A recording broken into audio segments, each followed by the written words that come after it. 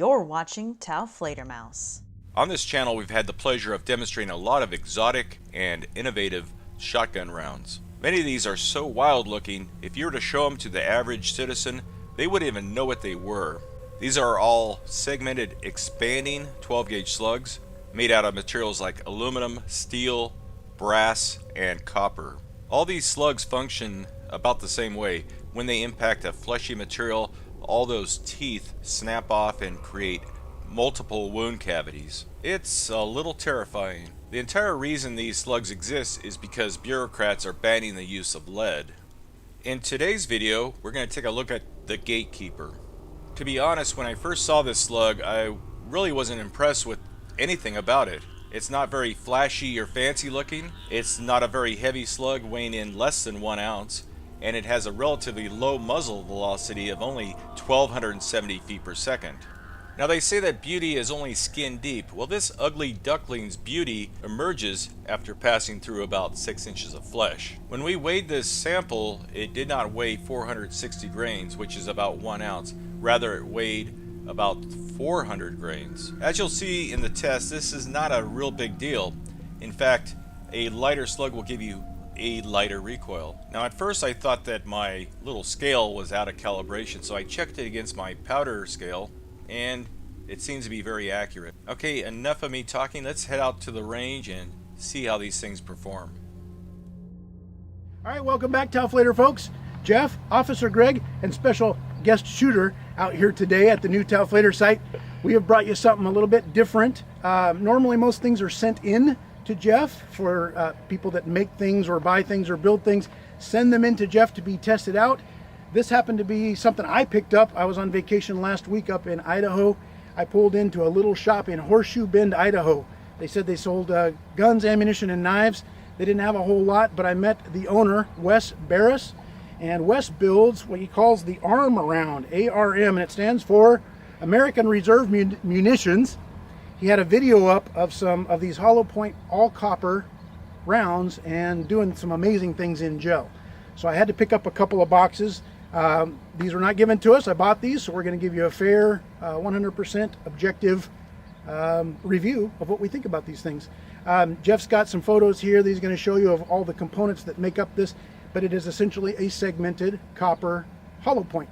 And the expanded one they had on the counter at the shop looked like a big giant eagle claw about the size of a 50-cent piece. What is that in the UK, like pence or something? Yeah. Some pounds or something. Anyway, and it was huge. It was a huge round. We're going to see, because the way they're segmented, they look a lot like, you remember G2 Research, and they had those RIP rounds that actually fragment. The pieces come off and fragment.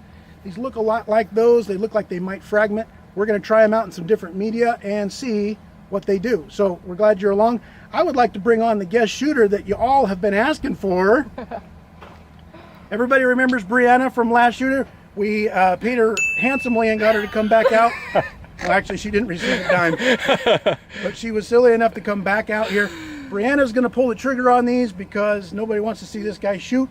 So you're going to get to see Brianna on the Tau Flader shotgun again. She's going to send all these downrange into whatever tests we got. So introduce yourselves. Hi, Brianna.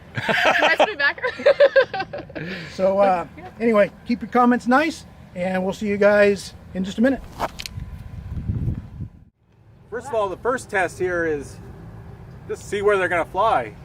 So you got to put the pointer on the blue sticker there, that piece of tape. Yep, the orange triangle. Deviation, if they, see where these things fly.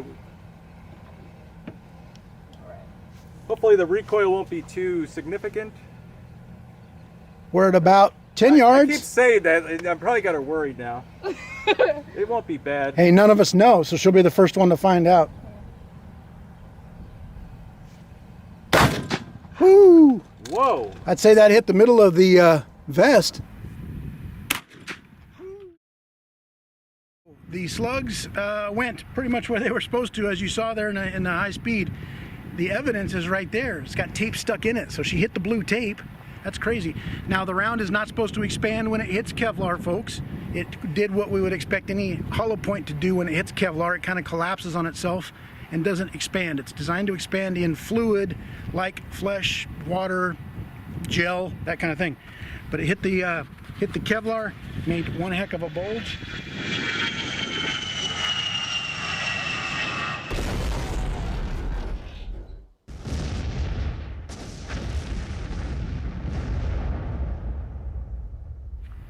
Punching through there, and we were able to pull this. It's still stuck to its little skirt, so that's pretty cool. So we know they're accurate. Let's try some different targets. What's the next target there? It is 5 pounds of silly putty. 5 pounds of silly putty with a belly button. Brianna's going to put the red dot right on the little belly button, and we're going to see not only if it will fragment or expand, but we've got a piece of Kevlar vest out there behind it to see if we can catch the pieces. If it does fragment. Yep.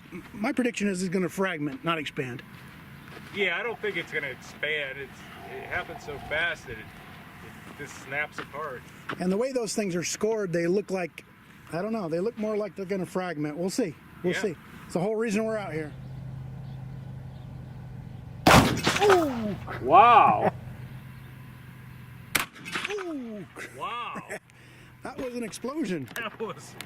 How was that recoil?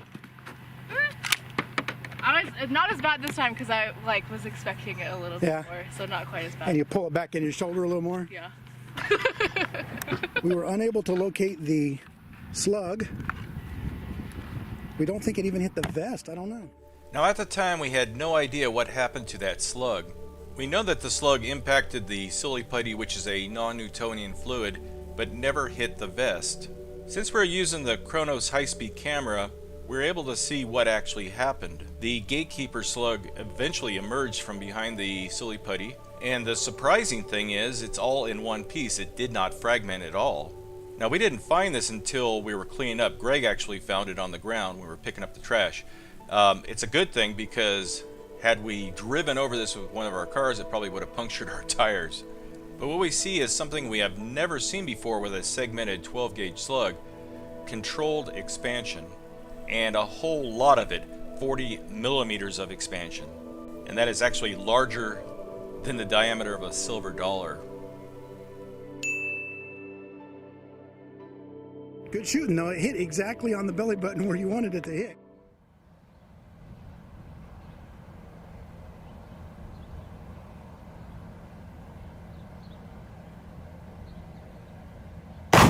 Ooh! Ooh! Kool-Aid explosion. Wow, that destroyed those first 3 or 4 jugs. That was so cool.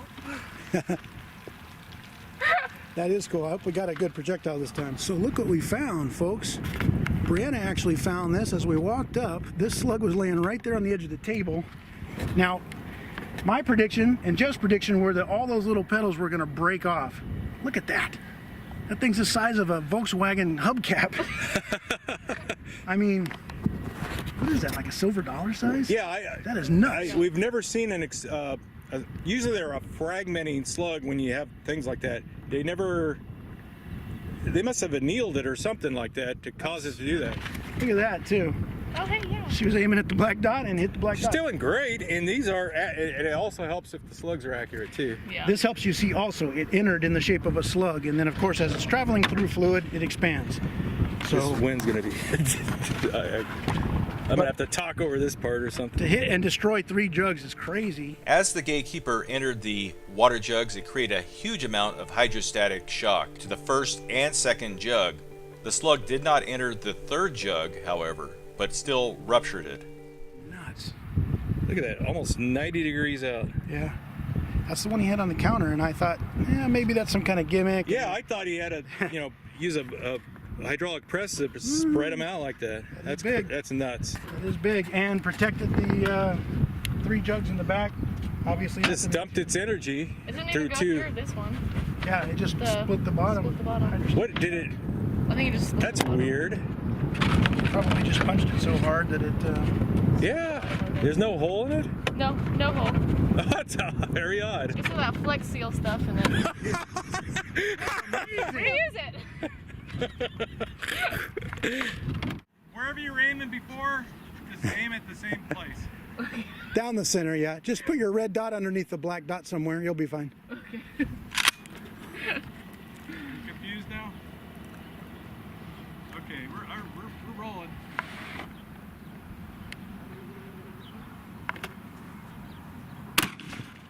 Woo! That hit it. Yeah. That hit it dead center. Good shot. Woo!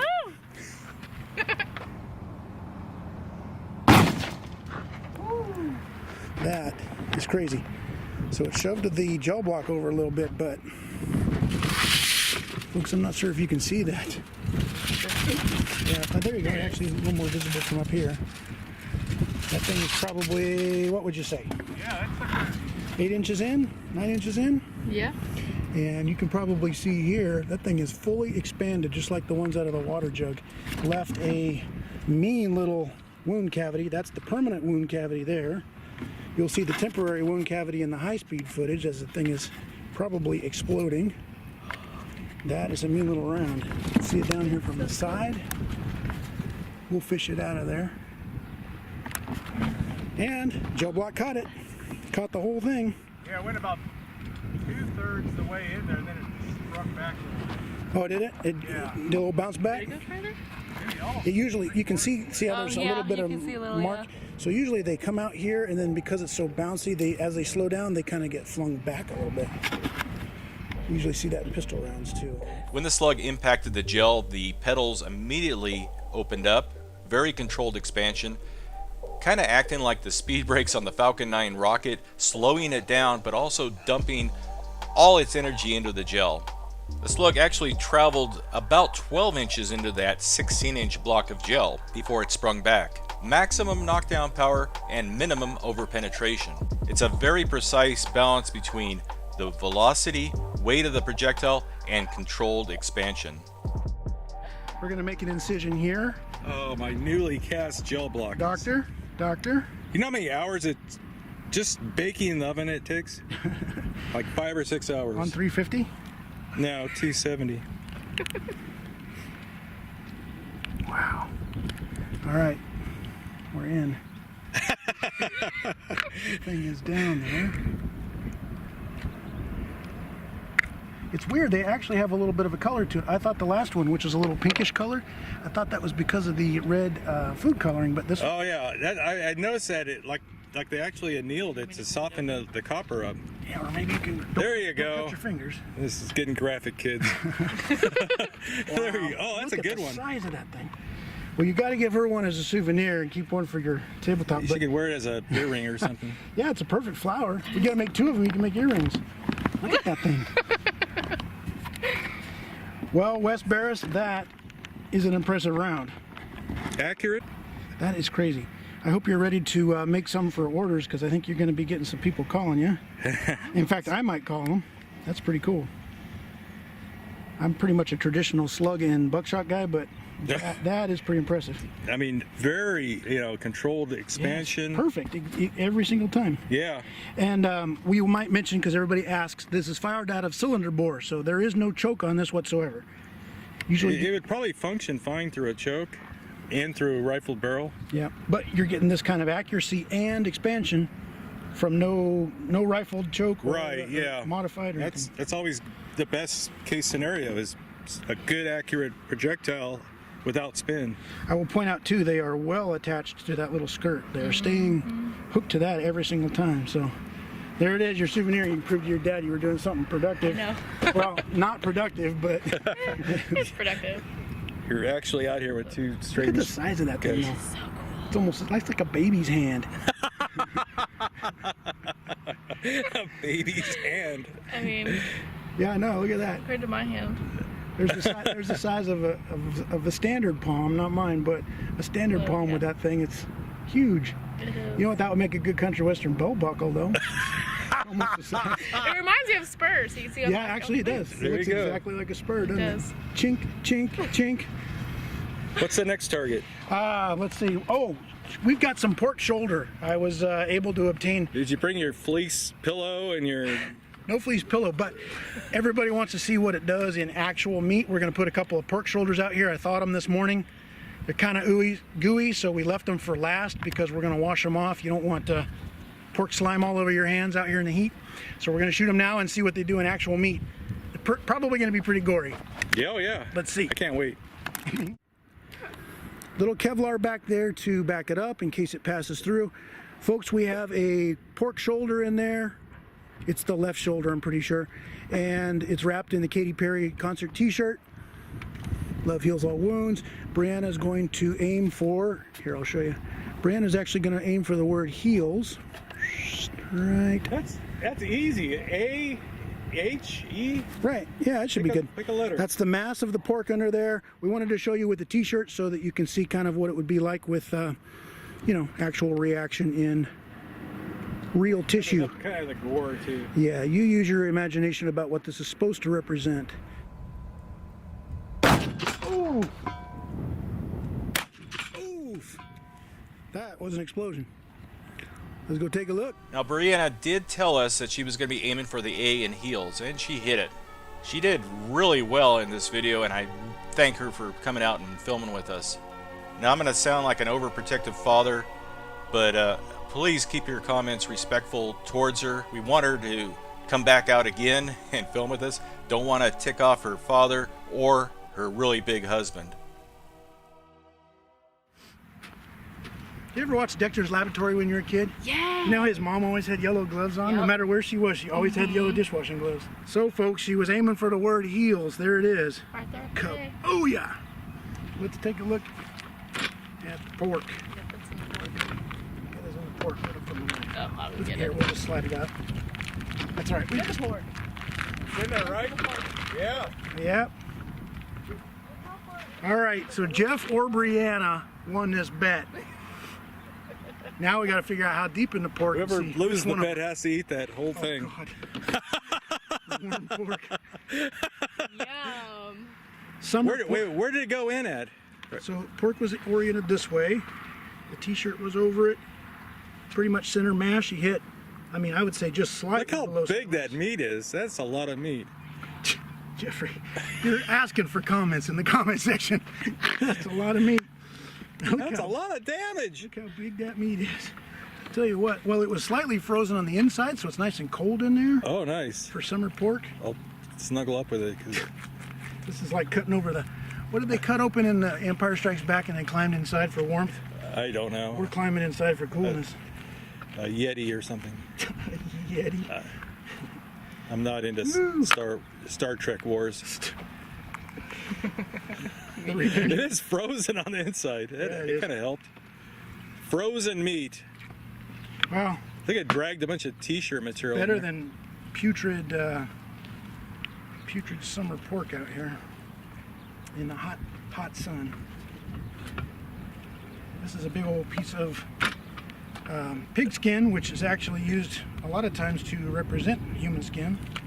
You might have seen that 40 caliber round we tested one time through pig skin. Where is the slug? There's the slug. Who's going to be correct and how deep it goes? I didn't see exactly how deep. I didn't know. I thought you were going to shoot at the thin side. Well, there's the hole where the slug went. So let's come at it from this angle right here. All right, we are hitting something hard in there. I think I got the slug. Oh my gosh. Oh, Let me point something out here. This was the bottom of the pork, right? Brianna was correct. It dove in here and was found right underneath the skin. This time, however, there's a little piece of plastic with it. oh. Oops.